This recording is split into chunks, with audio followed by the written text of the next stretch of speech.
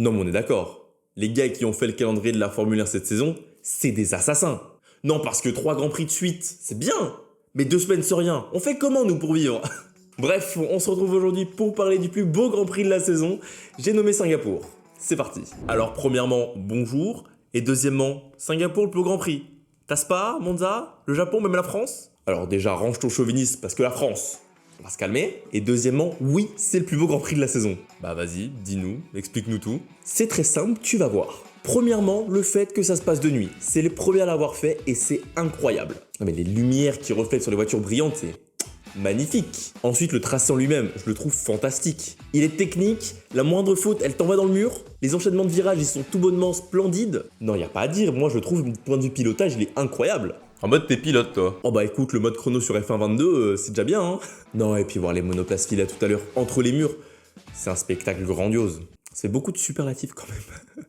Ouais, mais bon, sur ce genre de tracé, t'as pas vraiment d'action, non?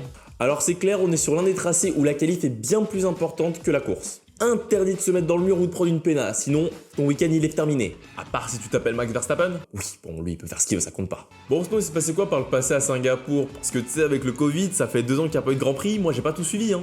Eh bien en 2019, on a eu la dernière victoire en carrière de Sebastian Vettel. On peut clairement dire que c'était le début de la fin pour lui. En 2018, on a eu le tour exceptionnel de Lewis Hamilton, et je pèse mes mots quand je dis ça. Tous ceux qui s'en souviennent et qui l'ont vécu savent pourquoi je dis ça. Tout le cirque médiatique qu'il y avait autour de lui, il a fait fermer beaucoup de bouches ce jour-là. Et puis on va terminer évidemment par 2017, ce départ historique sous la pluie. L'accrochage Vettel, Raikkonen, Verstappen dans mes veines. C'était complètement dingue. Bref, Singapour, faut pas rater, c'est l'un des grands prix. Pas historique parce qu'il n'y a eu que 12 événements, mais sur les 12 événements, c'est toujours passé quelque chose. Puis c'est juste beau quoi, venez le regarder. Allez, on commence les dynamiques par parler du leader du championnat du monde, Max Verstappen. Il y a quasiment un mois, j'avais dit ceci le concernant. Et pas du fait que Verstappen, il gagne sans dominer. On est loin de l'époque des premiers Grands Prix de la saison où Verstappen, il gagnait en dominant les Ferrari. Là, on est plus sur des victoires qu'on lui offre sur un plateau d'argent. Bon, j'ai toujours pas de boule de cristal, vous pouvez le voir. Il est donc, si on regarde bien avec les petites lunettes, sur 5 victoires sur les 5 derniers Grands Prix. Mais c'est pas mal du tout ça. C'est quoi le record du nombre de victoires consécutives? Le record, il est détenu par Sebastian Vettel avec 9 victoires de suite. 9 victoires? C'est quoi cette dinguerie là? Ah bah en 2013, la Red Bull elle rigolait pas du tout, mais alors pas du tout. Mais enfin bon, s'il venait à s'imposer ce week-end, il se placerait à la 6ème place de ce classement, celui des plus de victoires consécutives quoi. Ouais, le classement des gros bonhommes quoi. Le classement des mecs bien chiants qui gagnent tout quoi. Ok, quand même très bien. Hein. Du coup, est-ce que c'est possible? Oh bah tu sais, quand on parle de Verstappen, tout est possible. Même si tu me dirais, il a encore jamais gagné à Singapour. On sait qu'en rythme de course, il n'y a pas photo, la Red Bull elle est loin devant. Mais en qualif, il est quand même un peu moins impérial. Ferrari et Mercedes ont pris des pôles ces derniers temps. Oui, bon, Mercedes et Singapour, ça a jamais fait bon ménage. Et lui aussi, il a pris 2 pôles dans le même temps. Ouais, mais les pistes étaient complètement différentes de Singapour. Mais bon, c'est pas ce qui va l'empêcher de nous sortir des masterclass. Hein. Verstappen, peu importe le tracé, avec sa voiture, il peut tout faire. Et malgré qu'il ait jamais gagné, c'est une piste sur laquelle en qualif, il est quand même très performant. 2 deuxième places et 2 quatrième places. Donc pôle ou pas? Ah bah je sais pas, je suis pas bon en prono, ça se voit je pense. Mais je prends quand même le pari de le voir en pole position ce week-end et donc de l'emporter. On continue désormais avec Sebastian Vettel, dernier vainqueur en date à Singapour. C'est un circuit sur lequel il a toujours bien performé. Parce qu'en effet, sur les 12 éditions, il en a remporté 5. C'est quand même pas mal. Bon, maintenant 2022, on va pas se le cacher, ça va être compliqué d'aller chercher une 6ème victoire. Parce que bon, l'Aston...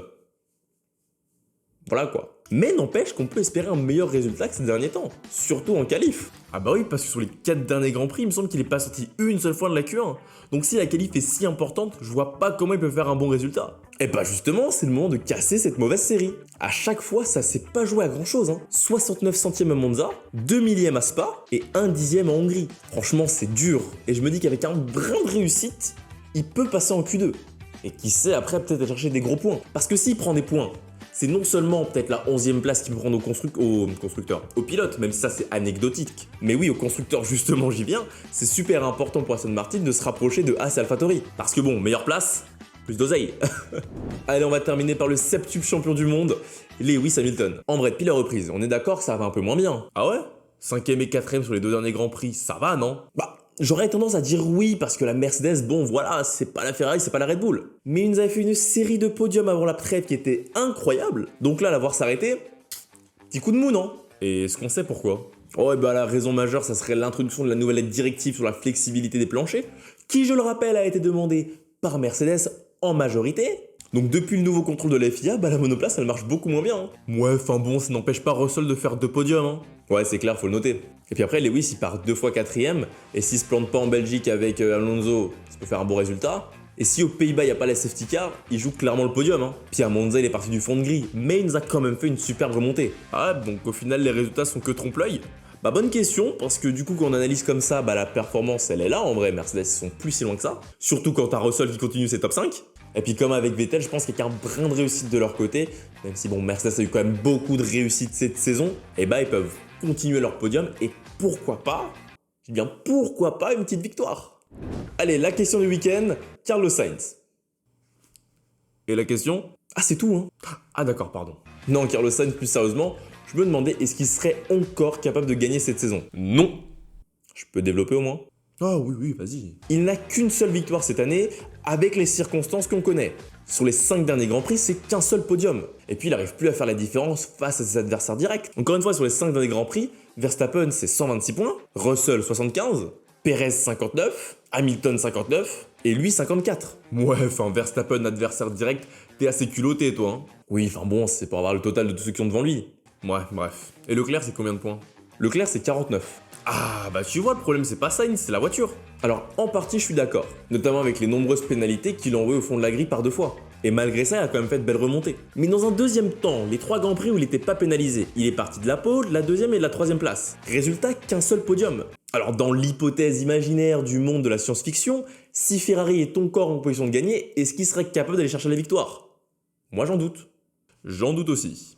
Alors ce week-end, je m'attends pas nécessairement à un Grand Prix de fou, parce que Singapour, ce sera la qualification qui sera très impressionnante et importante à voir, mais la course en elle-même, à part c'est une safety car, peut-être de la pluie, je viens de me rappeler, apparemment il y aura peut-être de la pluie, parce qu'à l'heure où je tourne cette vidéo, on est lundi, bah, je sais pas s'il y aura des pénalités, je sais pas sur les améliorations annoncées chez Ferrari et Alpine, mais dans l'idée, la hiérarchie devrait pas trop bouger, je sais pas si Mercedes sera en capacité d'aller chercher plus que la 3ème place, mais le tracé est fou. Donc on va regarder ça avec grand plaisir.